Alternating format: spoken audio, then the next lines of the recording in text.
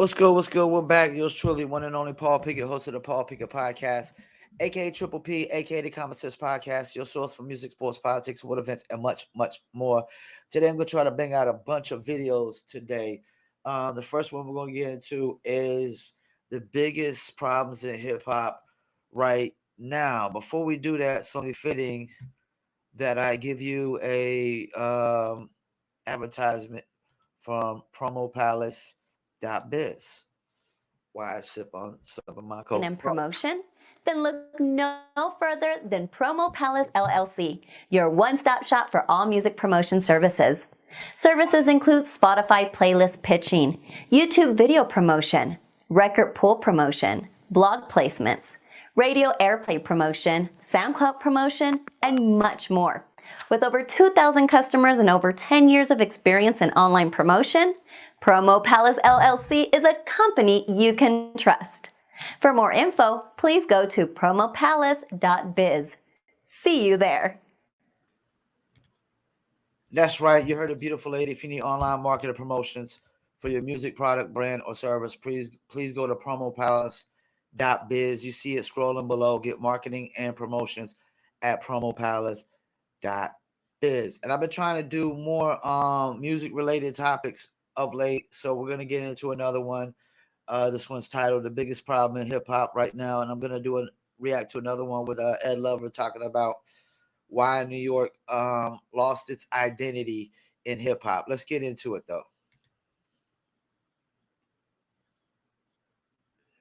Pop song or album in the year 2023. To put this into perspective, this type of drought hasn't happened since 1993, so we gotta ask ourselves, what is going on? Is hip hop dying? Has the music just been bad? Are there no superstars releasing music? What is going on?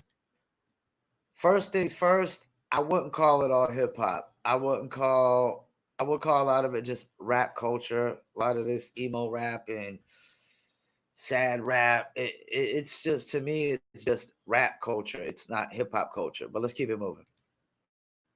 On. When it comes to the answer of this question, the reason why there has been a drought within the hip hop world, the answer is much more complicated than any of that. To start understanding why hip hop is in the position it's in right now, we need to go back in time. Since the birth of rap music, there has been one thing consistent about the art form, and that is its constant evolution. This evolution has spawned an array of different movements and subgenres over the years. From G-Funk on the West Coast to Boom Bap on the East Coast to the crunk and the bling eras in the 2000s, the tides of hip-hop have evolved alongside the popular sounds of each era. Looking at the sonic movements in the modern landscape of hip-hop, since the mid-2010s, there has been one sound only dominating everything, and that is trap music. With artists like Future. And let me stop right there for a second. At least in the 90s, you had gangster rappers that were popping, dropping albums. You had and even when the South started hitting, you had Southern dropping artists, dropping albums, popping. Even though like Atlanta didn't really blow up around Crisscross time, but Jermaine Dupri put Crisscross out, and they came out of Atlanta and they were huge when I was a kid. You had conscious rappers, you had the backpack rappers, you had rappers that were just hardcore rappers, not necessarily gangsters or thugs or shoot 'em up bang bang. They were just hardcore rappers. You had the clean rappers, the Will Smiths of the world and the Skilos of the world that really didn't cuss in none of their music. You had a lot of variety, a lot, I guess you could say, more diversity into this to different kinds of artists. And now you typically just got a large majority of one type of artist and then a few at the top, that stand out. And that's it. Young Thug and Lil Uzi Vert at the forefront of modern trap, this was the sound that made hip-hop the commercial juggernaut that it became in the 2010s. From the infectious melodies to the memorizing beats, this is the sound that revolutionized hip-hop into the commercial juggernaut that it became in the 2010s, and it's the sound that the biggest artists in the rap game still use today. What's alarming about the fact that trap is still the leading sound in hip-hop today? It's that in hip-hop history, there has never been a single sound that has stayed around at the forefront as long as trap music. Historically, one style has been, which basically validates what I just said. Like there was always just more variety, you know. Like mainstream hip hop back in the days, you had the commercial mainstream sounding hip hop, and you had underground records hitting mainstream because you like records like Andy Up, MOP was a super big hit, especially in the clubs and whatnot. You know what I'm saying? And it's not a dance record and a typical radio hit record whatsoever. But now it is. It's dominated by this one sound. Everybody's just doing this one sound. Nobody's really trying to stand out. They're just going along with it, going along with the wave, no originality. And as long as everybody keeps doing the same one sound, how is it going to change? How is it going to evolve?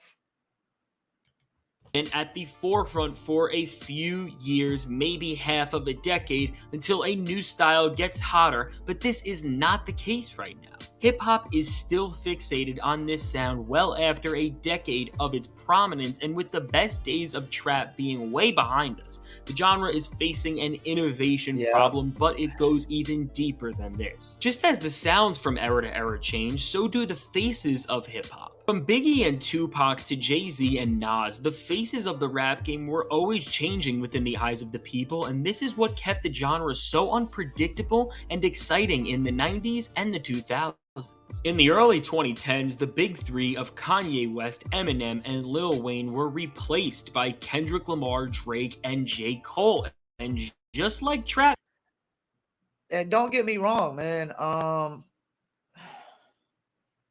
it's not like, you know, I don't think he's trying to like put down these three or nothing like that. I think for this era, they're definitely the greats of this era. Kendrick Lamar has put out less music than Cole, and Drake has been considered the number one, you know, the greatest in this, you know, last decade or so. Then you would have Drake and J. Cole, basically. I mean, Drake is definitely bigger than them success wise, hit records, but like as far as hip hop goes,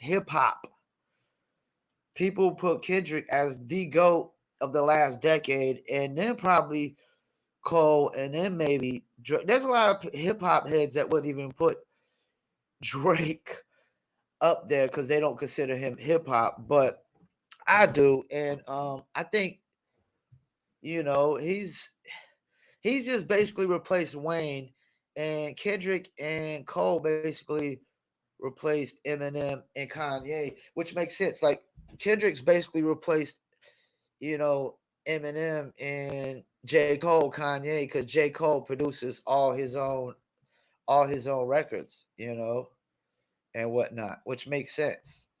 And of course, you know, I'm from Fayetteville, North Carolina, born and raised where J. Cole, you know, is from Vietnam. And so, yeah, definitely proud of what, you know, I know me being from the city, I'm proud of to say that, yeah, you know, Vietnam has been in the top 10 or top 3 for over a decade now. You know, you got Vietnam, Canada, and Los Angeles. Toronto, Los Angeles, and Vietnam. Top music for over a decade later, and Kendrick, Cole, and Drake are still considered rap's big three. In a world where Drake and J. Cole have alluded to retirement, and Kendrick Lamar has only released a single album in the last 5 years, how come hip-hop is fixated on rappers whose time in the limelight is very limited instead of looking at what a future big three could hold? When you look at everything within this lens, The answer becomes more and more apparent. From the trap sound to Kendrick, Cole, and Drake being the longest instated big three in the eyes of the culture, we can see that hip hop is frozen, and this is because we are trapped within an artistic algorithm. In today's digital world, music consumption has moved so fast that it actually hasn't moved at all. From the streaming exploits to the TikTok trends, labels have put more pressure on artists than ever to find success immediately, and it has caused the creative parameters that have been used in the past to fold in on themselves. This is why most big rappers or artists with record deals focus on getting those golden 7 seconds or nostalgia baiting fans by using a sample of an already beloved song. The main thing being preached in the industry is to blow up instantly and make buzz, and this is killing the natural flow of creativity. Look at an artist like Coil Ray. But before it goes into that, I mean, think about it. Why are people saying Kendrick Lamar is the GOAT of the decade? Because he's actually took more time into his projects. Both for Kendrick Lamar's first albums are classics, in my opinion. In my opinion, a classic. The second one took us a while to grow on me, or took a few listens to grow on me. But after I listened to it a second or third time, I was like, wow, this is an amazing album. You know, especially with what we're being given in this day and age, as choices of consumption for music. And I guess that's why, you know, I can see why I was so big on a cat like Joyner Lucas, because you know he will put so much thought, so much time and energy into this package deal of a song and a music video, and you know just really creating this amazing thing that you can appreciate. And you know, like I respect it. Like I always say, I respect the cat like NBA YoungBoy, because I think, like I said, I think he gets it. Like why he pumps out more music than nobody. It's like he pumps out more music than everybody else, and he's number two on streaming behind Drake. And it's like, why doesn't nobody else get of why he pumps out so much music? Because, like they said, it's just about like the algorithms, you know, triggering algorithms. And the easiest, I guess, the easiest way to keep triggering algorithms is once you have a piece of content that's already triggering algorithms, you need to drop another piece of content quick, like to trigger algorithms even more and more and more and more, you know. And like what they say, you're only as good as your last single or your last song, you know. And the game is so oversaturated, 100,000 songs per day. How are you supposed to just really stand out and get a ton of traffic with 100,000 songs per day, except drop a song damn near every single week, like NBA YoungBoy? I don't know if he still does, but I know for a long time he would just drop a song every single week with a music video to go along with it. Let's get back to Had it. two viral TikTok hits in recent memory alone. Would you be surprised if I told you that she just dropped her sophomore album, and despite her high monthly listeners, despite how many people know her TikTok songs and how many people share them, her album only sold 10,000 copies and charted this low on week one? Coi Leray's failure reveals a further point about the decline in interest in hip hop at the moment. Despite some artists making massive hits that people dance to and share with their friends, these are not converting people into actual fans of the entirety of the art being presented in front of them, and with most of the industry using this as their main strategy towards success. It's no wonder why no new artist is captivating audiences the same way that Kendrick, Drake, Cole, or any of the stars from the past decade could. So when we look at You know why? Because, you know, good music has always been good music. You know, I've only been alive since '79, so I'm an '80s baby. But I listened to the '70s music in the early '80s, and good music was good music then. Classic albums were classic albums then. You know, none of that's changed. Good music, this feel good music, this idea of feel good music, that hasn't changed, you know, and nobody's really making feel good music no more. Nobody's really making good music no more. None of that's changed. It was the same in the 70s, the 80s, the 90s, early 2000s. It's just the last decade. Like nobody's really the only music act I think that's really put out some feel good music in the last decade, to me, in my opinion, was still Sonic, Bruno Mars, and Anderson Pop. They was putting out that feel good music, and it's not necessarily about a specific sound. It's about music that just makes you feel good. That's why it calls feel good music. Like trap music doesn't. How is trap music supposed to make you feel good? I mean, how we gonna call trap music great music? It's hard to call something great music when there's no substance to it. There's nothing of substance, you know. Like people could say what they want about Pac as being thug life, this, that, and the third. Pac didn't really start getting pop until the Juice movie and then his second album when he started dropping Dear Mama, Shed So Many Tears. The songs that made people think, made them feel a certain way, that made people feel good, like it made mothers feel good. I know that much. I know Dear Mama made mothers feel good. So it's feel good music. If it makes you feel good, it's feel good music. Pac definitely made mothers feel good on Dear Mama. And he probably made a lot of non mothers feel good because there was probably people that just started feeling good about, you know, loving their mothers or the relationship they had with their mothers, or, things of that nature. Like trap music, feel good? Nah, let's keep it moving. It's just a little bit left. At hip hop's decline commercially, we see the biggest problem facing the genre right now. Rap has a creativity and innovation problem, and as long as labels prioritize virality over creativity, we are going to stay frozen in this state of limbo. With that said, as the genre continues to bring in diminishing returns, changes will inevitably be made, so the question we have to ask ourselves is, when will the next era of rap music truly commence? While we can't fully guarantee that this is the dawn of a new sound, and even that a new big three is upon us, what we do know is that even in the mainstream, there has been a wave of creative titans opening up borders with new sounds and ideas, and as these artists continue to gain support and grow some of the largest fan bases in the game, it's only a matter of time until something major happens. So, to answer the big question that many have been asking, is hip hop dead? Well, the answer is clearly no. Even despite the genre commercially doing now.